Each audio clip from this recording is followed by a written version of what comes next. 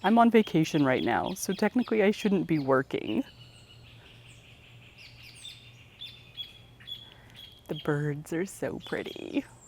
But here's the thing. If vacation is for relaxing and having fun, and you find making stuff both fun and relaxing, even if it is your job sometimes, then it kind of feels like vacation is for making stuff, right?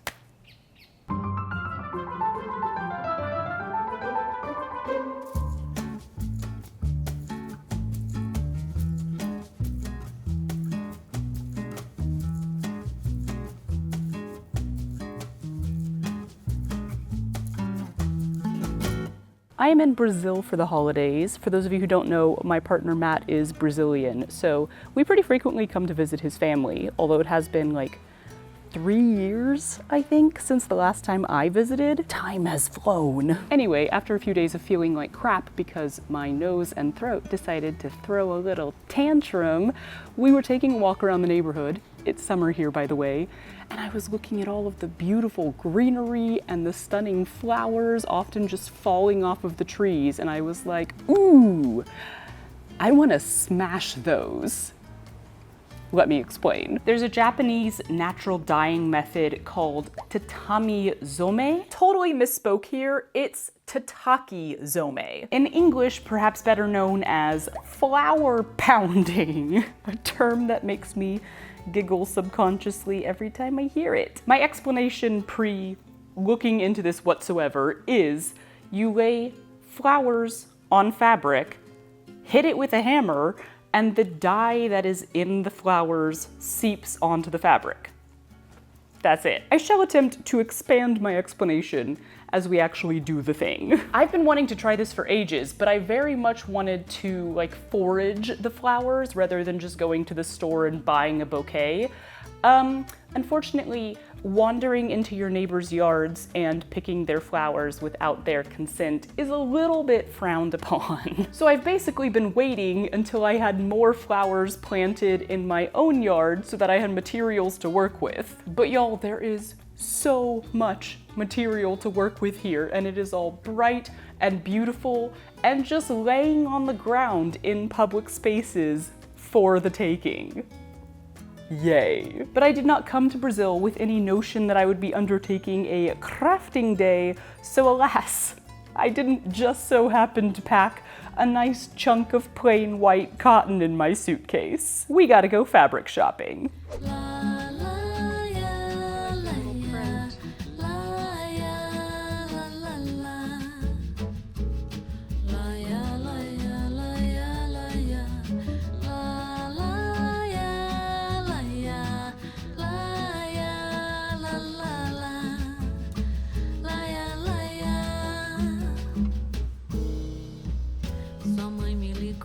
Contando uma história que a chuva levou todo equipamento, só deixou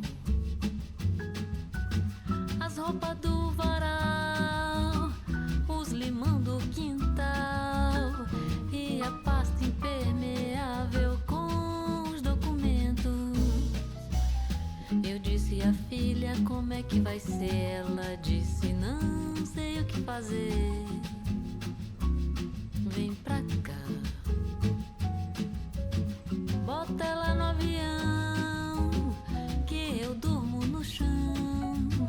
Fica calma, não tem pressa, tudo vai se resolver. I ended up getting 1 meter each of a white 100% cotton material, kinda heavy, maybe like a twill, and an off-white 100% linen, because y'all know I love to compare and contrast. Then I started to think about mordants. Because the last time that I did a natural dyeing project on a total whim, nothing died. With this, I think the concern is more that the dye from the flowers will immediately wash out if you ever have to wash the fabric. But also, have I mentioned that I'm on vacation? I don't really feel like doing a bunch of research or scouring the city looking for alum or tannins. Or, for that matter, scouring my fabric, which I have heard is the first thing that you're supposed to do. So I'm gonna go with a really simple mordant process that might do absolutely nothing. But like, it's low enough effort that, you know, sure, might as well try anyway. Vinegar.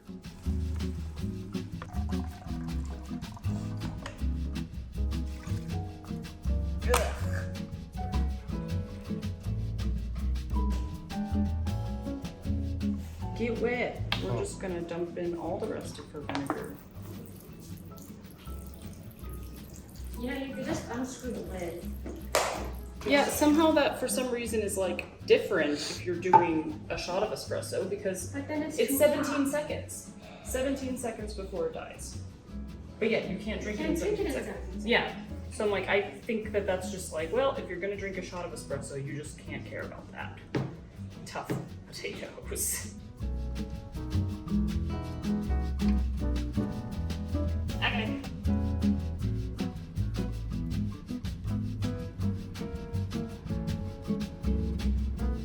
Those have been dried and ironed, so now all I need is a hammer and some flowers. Let's go on a walk.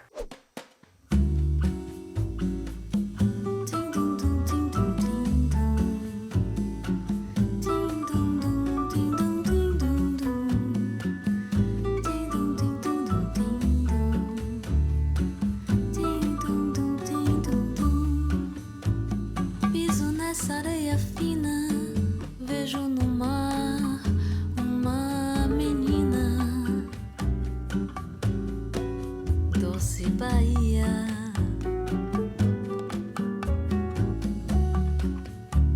Vejo dominó na esquina e banguelo sorrindo de alegria,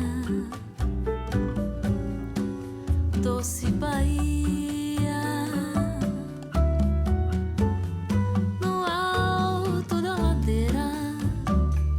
Aperitivo e piscina, enquanto na ondina tem jacaré e capelinha. No alto da ladeira, aperitivo e piscina, enquanto na ondina tem jacaré e capelinha.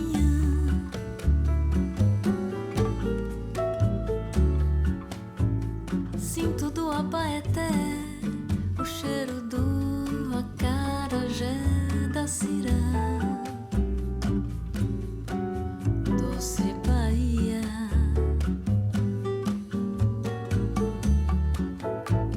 O pivete é o meu filho, dá troco e fecha o vidro, doce Bahia.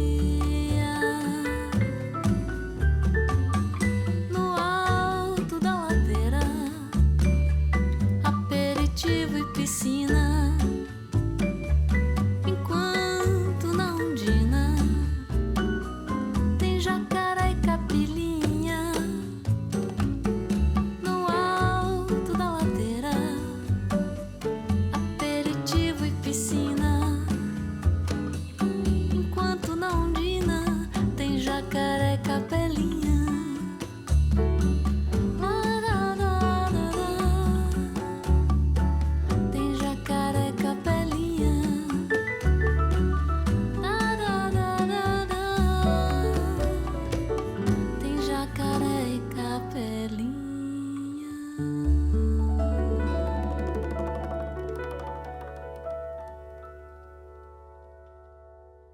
Whew, y'all, it is hot. It's been really hot this entire trip. It's very humid. Let's see what I got though.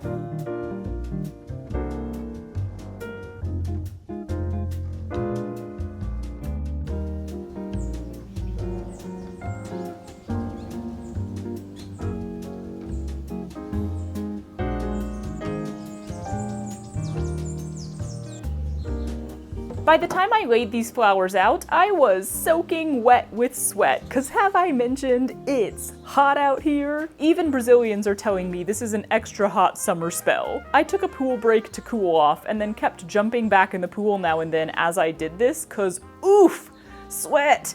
Ugh.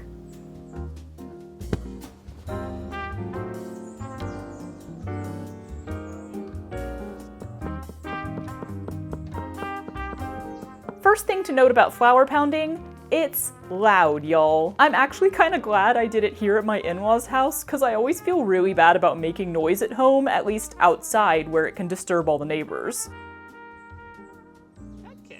But you do really want to do this outside, unless you have like a solid concrete floor somewhere inside, maybe in the garage. You need that really solid base though. Even a really stable table would probably end up shaking around too much and being even louder. A towel between the fabric and the ground does help a bit. I had it folded in half, and at one point I tried folding it again so it was 4 layers, but that made the pounding not as effective.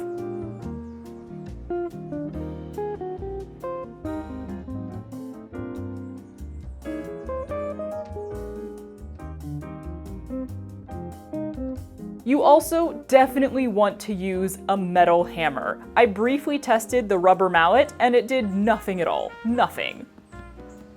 Eventually, I got the rhythm of this almost smeary whack. Smeary whack. Those are good words. But it was like wha-bam with a bit of a flick on the end, and that seemed to work best for me, although this is a very old sort of janky hammer, so, you know, you're gonna have to figure out the method for your personal hammer of choice.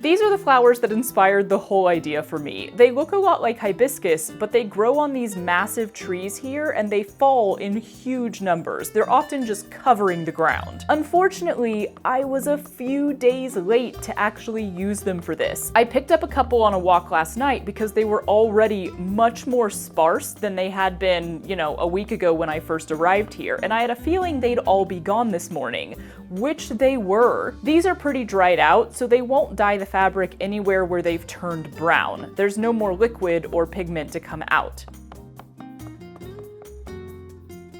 But I still got a cool idea of the texture that the petals have, and that bright purple at the base is so beautiful. This is the artistic piece. I have some actual hibiscus as well to try out, and ooh, y'all, I highly recommend using these if you're trying flower pounding. The color was stunning, especially from the red one where you get that great variation up the petals, but also from the yellow with that darker orchid color at the base again. So freaking pretty. I'd love to do a whole dress with these prints. When I switched to the linen, I tried a bunch of leaves. Don't pass over the leaves when you're doing this. They can have a lot of color and they're often pretty juicy, if you'll pardon the use of the word. Interestingly, leaves with reds and oranges in them still mostly printed green or purpley colors, and leaves that were yellow seem to have very little liquid left in them to move the pigment onto the fabric. I will note though that with leaves, it's the back or the underside that gives you the most solid color. The front will generally only print lines of color where the veins are. Leaves from shorter plants like flowers and ground cover and such tend to be a lot better for this than tree or even like large bush leaves. These are totally purple on the underside and ooh, they gave a beautiful color. That would look great as a pattern around a hemline or on a lamp. Ugh, the ideas. The last thing I wanted to try is the bougainvillea? I'm terrible at pronouncing it, sorry. These flowers have great color, but they're really thin and papery, so I wasn't sure how well they'd print. Actually, they ended up looking really decent. The color is slightly more gentle, but you get a really good clean shape.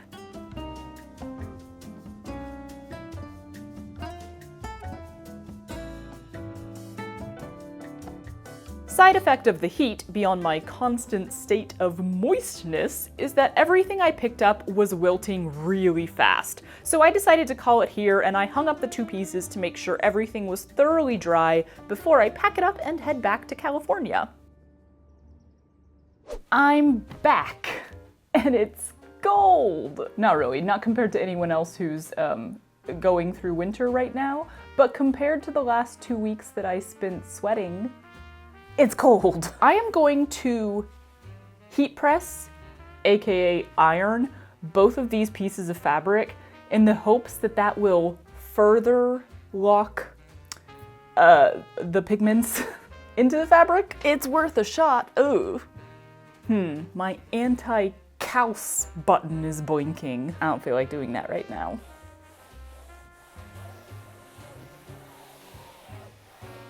Okay.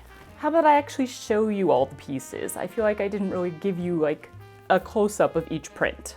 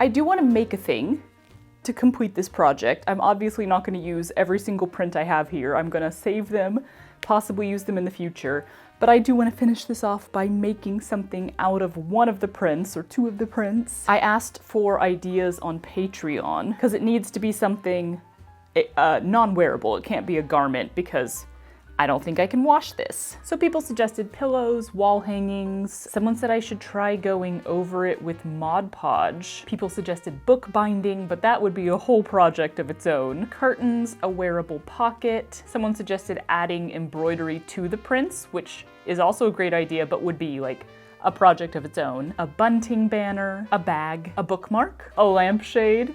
Another idea that I absolutely love, but that would be a whole thing on its own. Yeah, lots of ideas. I feel like I need to think on it for a little bit and decide like which flower print I want to use. So I'm gonna take a slight break and go work a puzzle and think on it, but you know, for you all have decided right now. Psych, it's time for a houseplant interlude. Houseplant interlude. This is by specific request. Somebody said, hey, it's been a really long time since you showed us all of your houseplants and updated us on how they were going.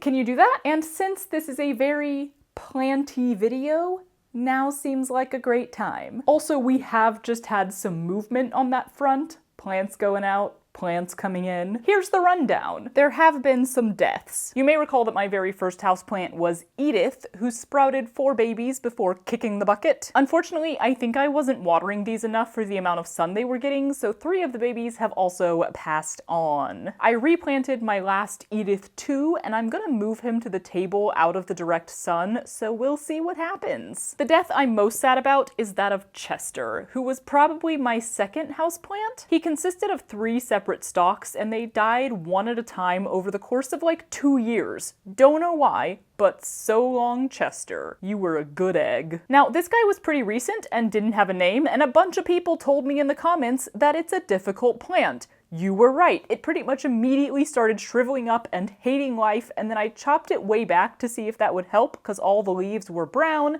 But yeah, no, I think it's a goner. Not sure if I ever even showed you this one, but I bought a fern. Now I know I should not buy ferns or try to raise ferns. Again, instantly started going downhill as soon as I brought it home. I think I wasn't watering enough, or like the air here is just too dry for a tropical humid jungle plant. But I'm not too broken up about the plant deaths because I do still have several that are thriving or at least just surviving to balance it all out. Starting with the named ones from back in the day, we have Reginald, who has been on his way out since like 2 weeks into his adoption into our home, and yet continues to still technically be alive. Fitzwilliam, who dropped a ton of leaves from the lower half of the tree while continuing to sprout lots of new growth on top, so I'm gonna assume that that's okay. He's a tall boy now. Patrice, who I finally staked because she's getting quite large. You guys see her a bunch in my final products. She takes a beating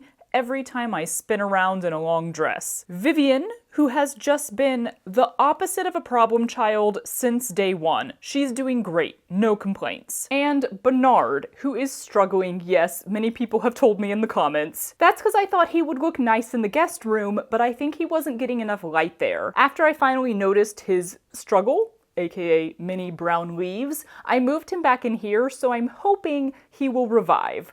Sorry, Bernard. The rest of these, I can't remember if I ever gave them names. I think maybe not. This is a bird of paradise who has always been just fine since I got it. Huzzah for that. I should probably dust some of these leaves. And this lovely gal runs the show. She struggled at first, and then I repotted her, and she's been fine. Not just fine, she's thriving. I moved her ivy up the walls, which is super fun. She also visibly wilts when she needs water, so that's why I say she runs the show. Everyone gets watered when she's thirsty. If they have a different watering preference, too bad.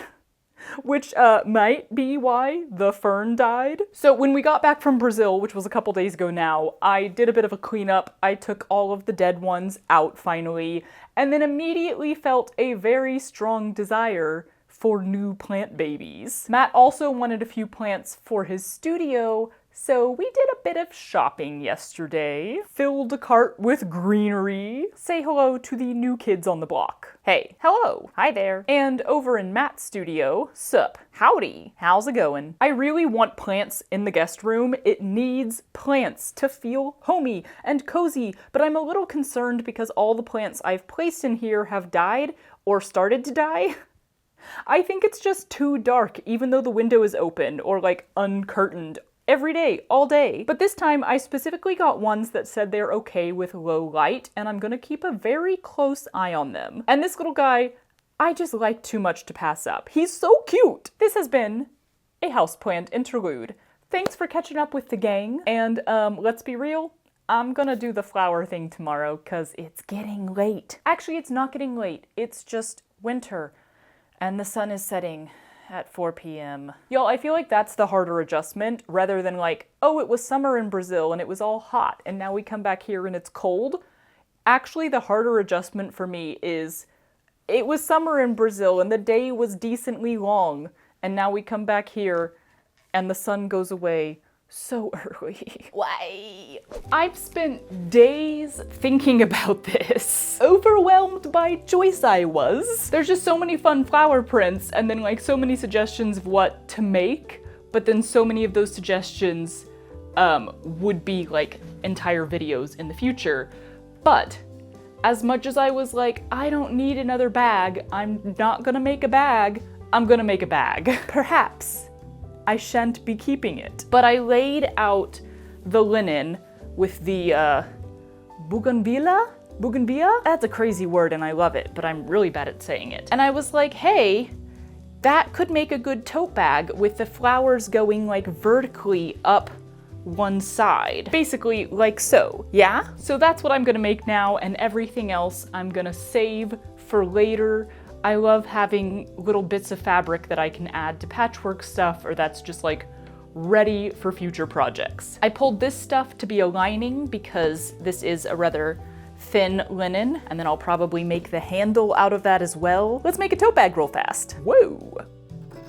I started by cutting out a long rectangle that is roughly bag-sized, and then cut out that same bag size from the lining fabric. I also need 2 very long skinny rectangles to be the straps, which I sewed into tubes, turned right side out, stuffed with felt for a bit of soft structure, and top stitched. Whee! Also, y'all, I cleaned my iron yesterday, just in case anyone was wondering if I would do something about that flashing anti-cowse button. 'Tis done! I then rewatched an old video of my own, or at least about 7 seconds of it, to remember how to do the little fold that adds some width to the bag bottom. It was this video if you want to go watch 7 seconds of it too. And I did that with the outer layer and the lining layer, only before doing it to the lining layer, I took 2 chunks of the printed linen that I tested in water to see if the print would fade. It faded a little, but it didn't fully come out. And I made inside pockets, 'cause pockets! Yes please! Now the handles can be pinned or basted onto the lining in the proper spot. And finally, we sew the outer layer to the lining layer around the top, right side to right side with those handles inside, leaving what seems like way too small of a hole, but magically is plenty big enough to turn the bag right side out.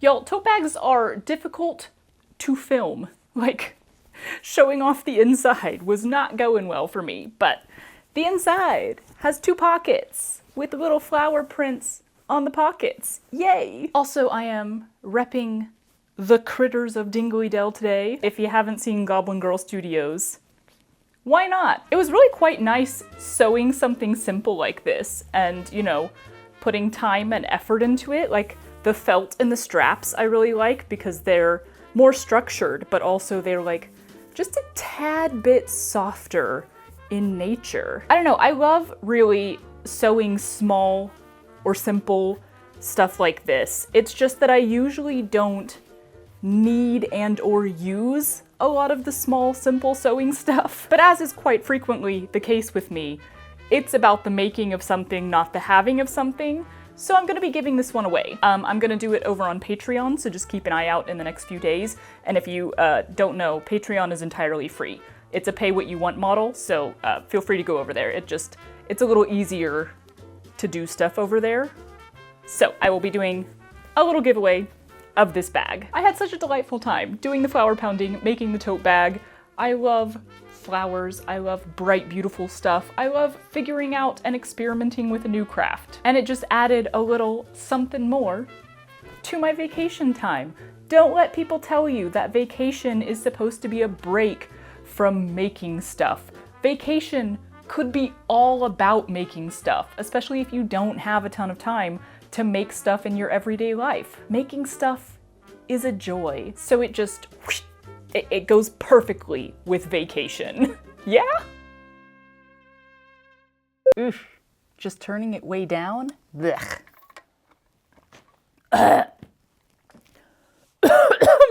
Instantly swallows water wrong. Voiceover for vacation is for crafting, flower pounding, as soon as the water stops running. Can you stop running the water? There are too many little fuzzies that look like bugs on this carpet. Bug. Hello, Bug. Say hello to my little friend.